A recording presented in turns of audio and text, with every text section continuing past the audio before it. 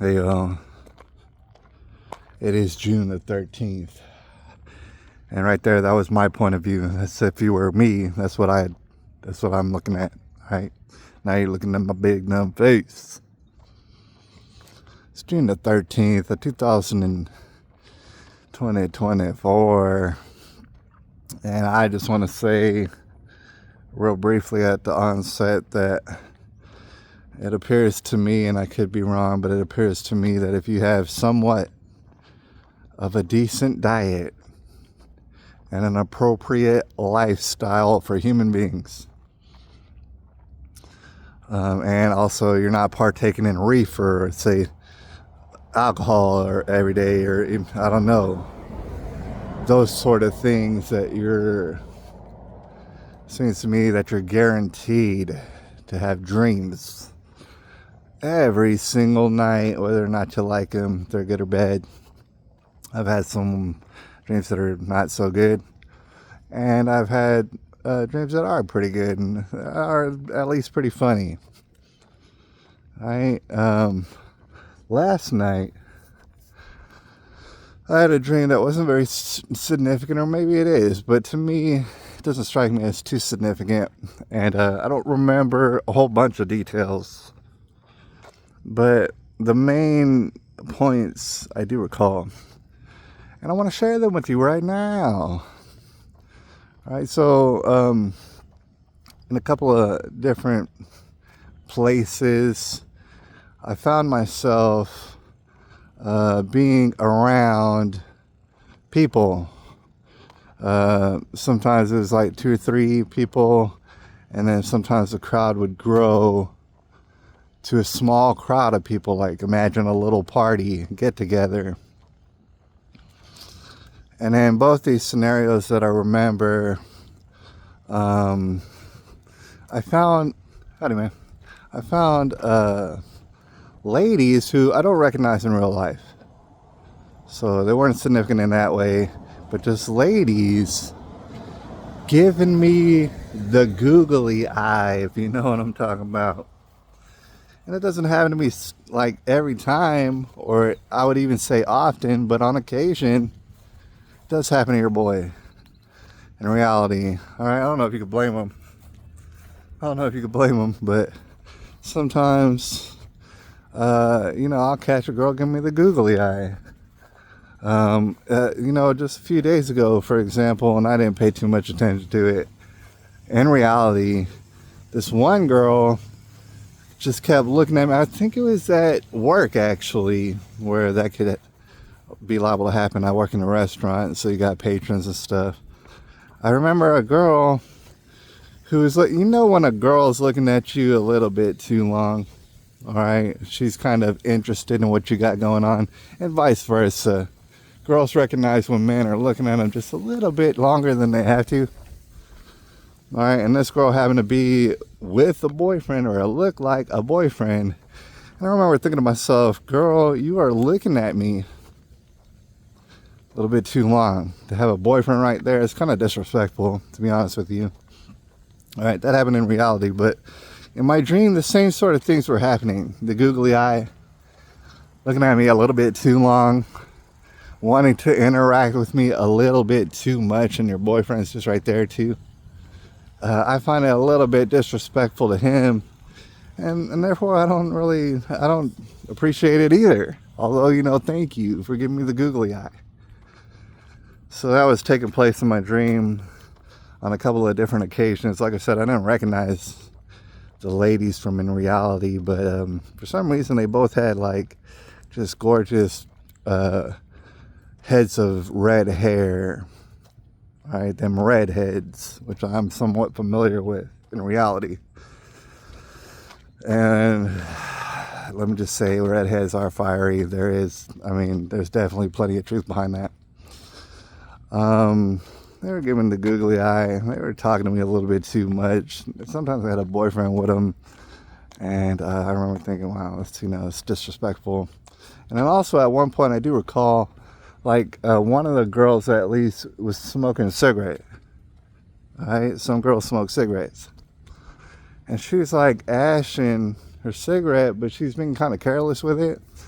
And so therefore it's like leaving little burn marks and little burn holes in, like, say, the furniture. At one point we were like outside in a get together. It was in a backyard similar to my mom's, but I don't know if it was my mom's. It's just similar style, and there was furniture out there and little burn holes were back there in the chair. And I said, man, why are you being so careless? You know, perhaps you could find an ashtray, perhaps you could flick the ash or whatever. Like, it's like you're being careless. You're leaving burn holes and stuff and a little damage on the furniture. I don't appreciate that. All right, I let her know. I had to rein her in her behavior, right, in the dream. That was just one example of what happened in the dream. It wasn't very significant. All right, now I want to switch to reality. Because that was pretty much the end of my dream. And by the way, no, nothing was pursued with the ladies. The dream never was ever on the cusp of becoming like one of those intimate dreams. And for years and years now, I noticed that my dreams never go that direction. And it might be likely because in reality, my life doesn't go that direction, nor would I want it to go that direction. All right, I want to explain that further in a different video, because I know it seems kind of bizarre that I really don't care too much for the attention of ladies, nor do I mean, here's the thing. I care for the attention. I do want them to look at me. I do want them to be attracted to me. But as far as potential intimacy, I don't care. It doesn't make no damn difference to me. All right, so I don't pursue it. And typically guys do have to pursue it if they do want to have that be a prospect. All right. Girls would want you to take that step forward and put yourself out there and pursue them. I do not. All right. Okay, so talking about reality, and this is going to take place in the next few days. Something that might seem devastating or whatnot to the people listening is that I plan, there's a big dog back there, but I plan to move back in to my mom's house. I know. And truth be told, I'm fully aware that moving back into your mom's house is not good. It's typically not good. It's not a good sign. All right. And, there's a reason why people tend to not live with their moms. I already know all that. Trust me. I listen to Jesse Lee Peterson a lot.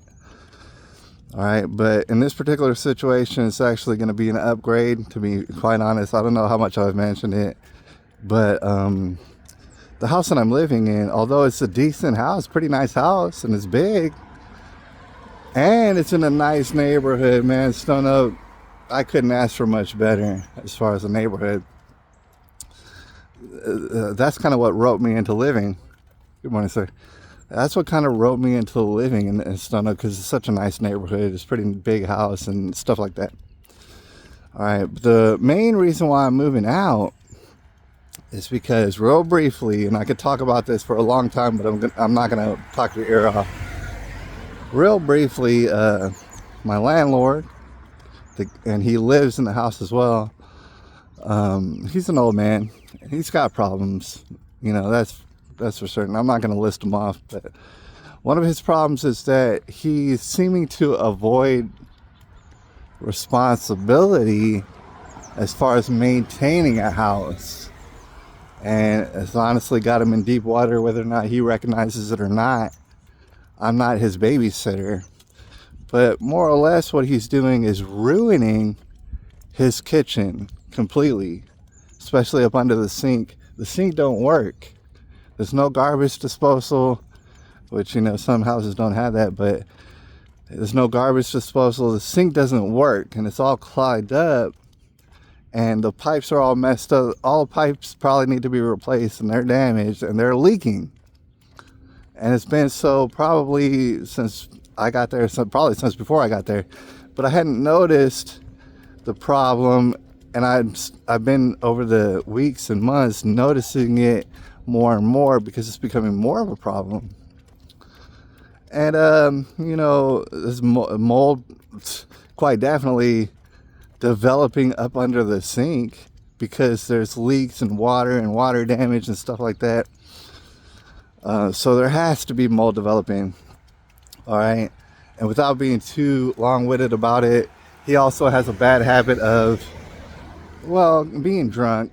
He likes to get drunk every night, which is like, I'm not going to take anything away from you. Some people like to get drunk, right? But in his drunkenness, either he's not aware or he's avoiding the fact that he leaves food items out every single night. There's always food items out every single night, be it what he's feeding his pet bird, or be it just food like on the counters, by the stove, on the floor. Good morning. And so basically, as you can imagine, it's perfect breeding ground for pests.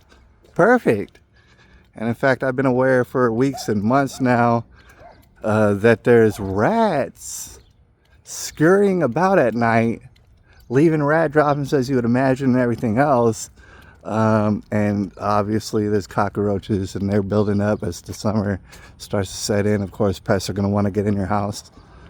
Cockroaches are starting to peek out their head and stuff like that. I mean, it's in a bad way. It's in a bad way. Of course, there's gnats that are starting to accumulate and stuff like that.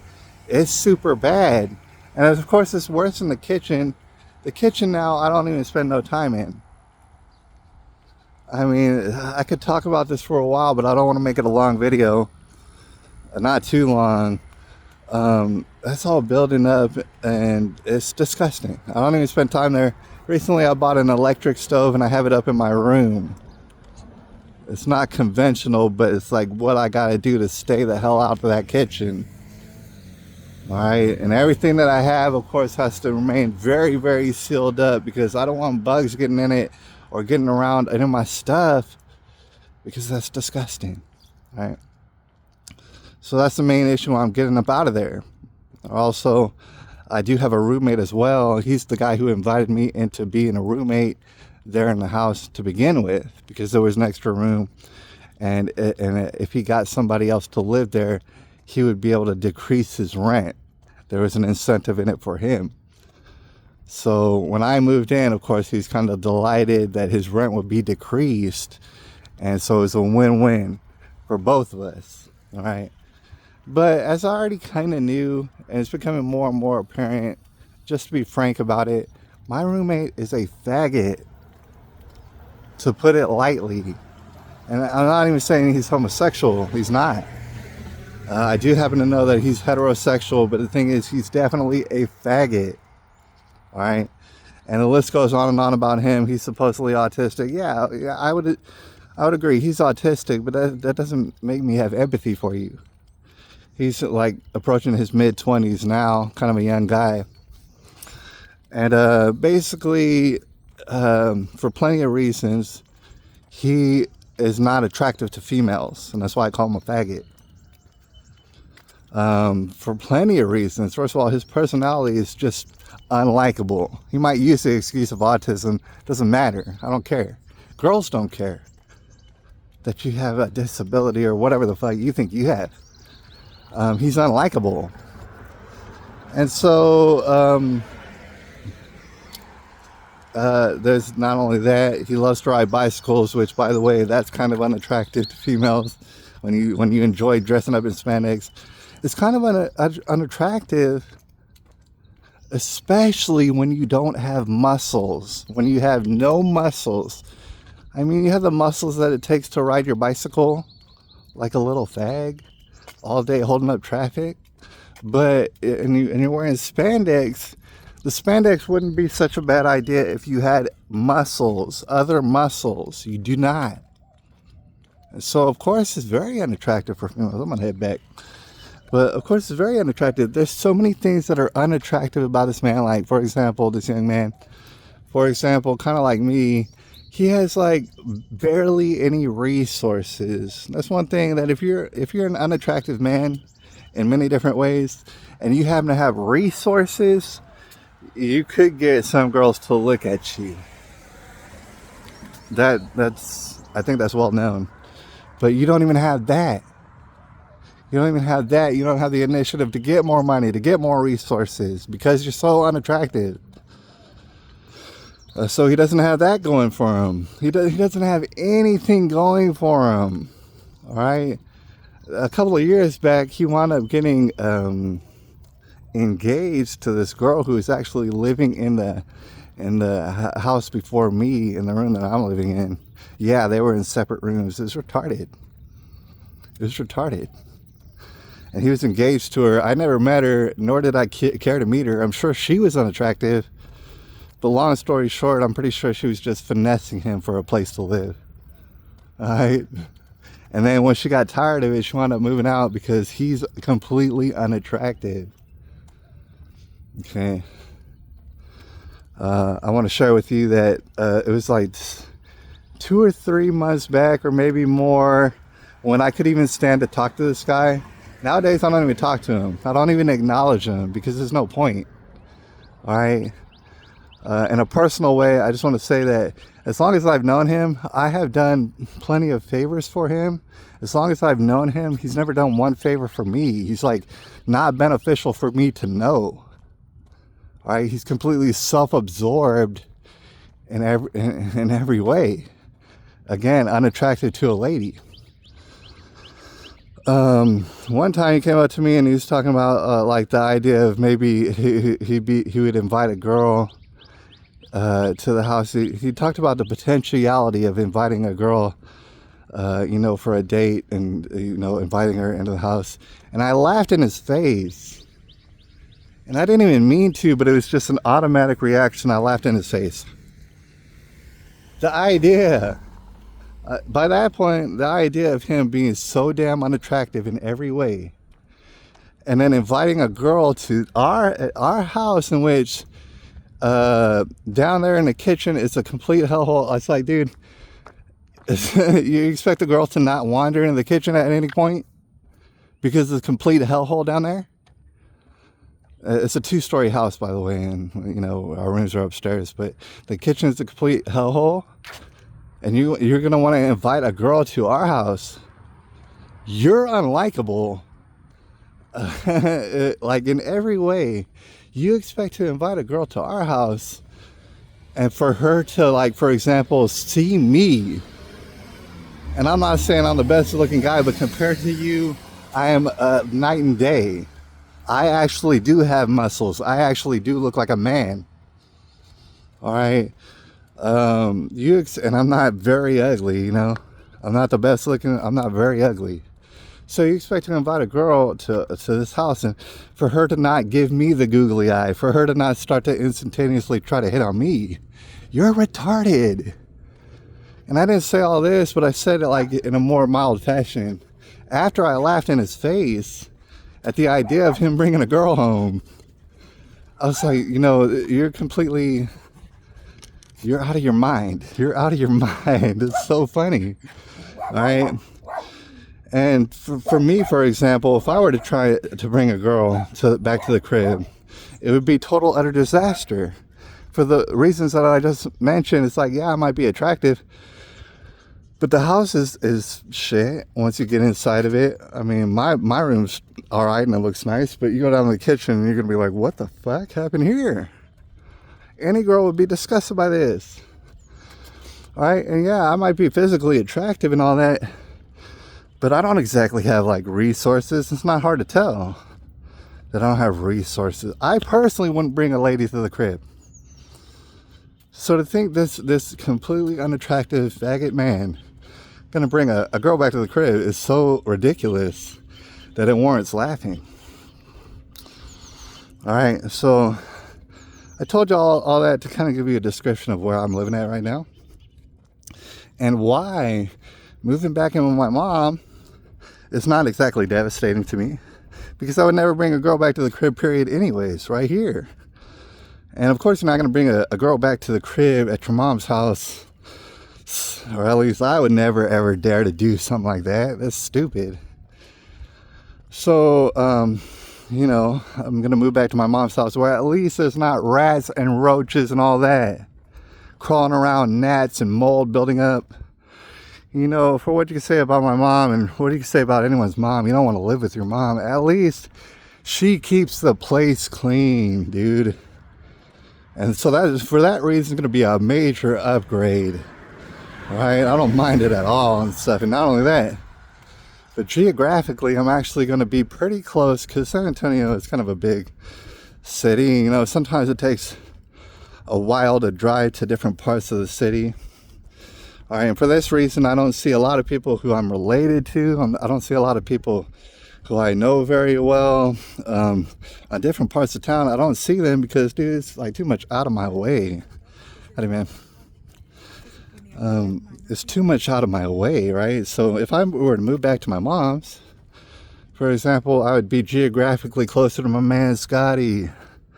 All right, I'd be real close to him, and then I'd be pretty dang close to my man El Nino as well. And I'd be able to visit with them more often. And so there's plenty of pluses to moving back to my mom's house. Plenty of pluses, and so I kind of look forward to it. And also, I do have job prospects that are peeking their head out, so there does seem to be a little bit of hope on the horizon as far as me financially, at least just paying my bills. All I really want to do between now and the end of the year, when any amount of chaos can ring out, is to pay my bills, what little bills I want to pay, buy groceries to eat, in which I figured out how to really do so on a very tight budget. And I'm talking about healthy food, and I'm talking about food that I like. All right, I can do it very frugally. I just want to pay for that. I want to pay for the gas to take me back and forth to work and to maintain my car. And that's it. I don't care if it goes beyond that. The economy is tough right now. Right? And it doesn't show any signs of getting any better, by the way. That's all I freaking want to do.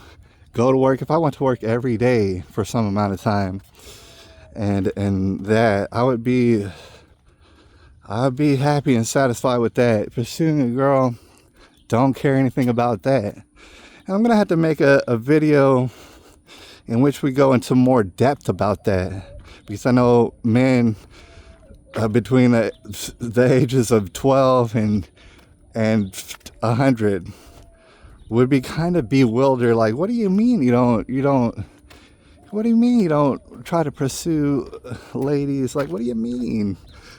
And I'll have to go into great detail about that and how that's actually been a plus in my life. The fact is that I don't have any desire to do so. You might say, what, you've been traumatized? Maybe a little bit, but it's deeper than that. Basically, God's given me the grace, I guess. God's been so graceful as to let me experience life as a young man. Good morning, man.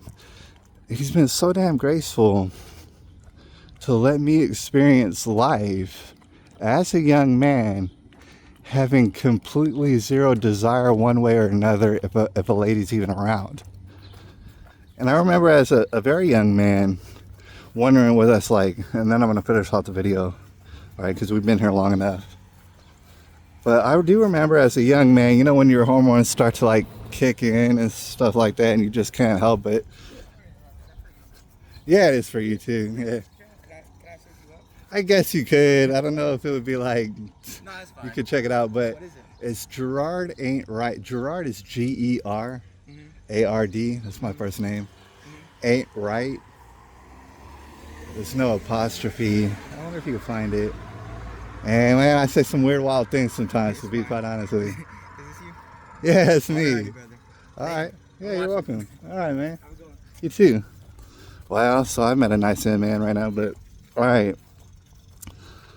Like I was saying, when I was younger, my hormones were starting to kick in. I used to wonder, because it'll drive you wild as a young man. I used to wonder to myself what it might be like to have zero desire towards ladies and not be gay, because I'm not gay. I wondered what it would be like to have zero desire and designs on ladies. For example, and the best example for pretty much everything is Jesus. I would look at Jesus and I would be like, dude, Jesus was quite clearly not gay. But at the same time, he never, according to the Bible, he never made advances. He never had designs. He never had desires for ladies. And yet he would still treat ladies as they need to be treated, because he was in a position of authority. And if he wanted to tell a lady to shut her mouth, he would tell her to shut her mouth. Because he's a man. Not only is he a man, but he's the son of God. And that lady needs to shut her mouth right now. And he would not be afraid to tell her, look, lady, you shut your mouth. And I thought that was very, very awesome. And I wonder, like, he never really had a desire for ladies. And I wonder what that could possibly be like. What that could even possibly be like. I had no idea, because as a young man, you can't even imagine what it would possibly be like to not have desire for ladies. And all these years later, for various reasons, as we'll discuss in a different video, I have no desire for ladies. God's actually had the grace enough to let me see what that's like, to let me be able to live that life. And my mind's blown by it. We'll talk about it later in a different video. Anyways, I love y'all and I appreciate y'all. I'll holler at y'all a little bit later. Good morning.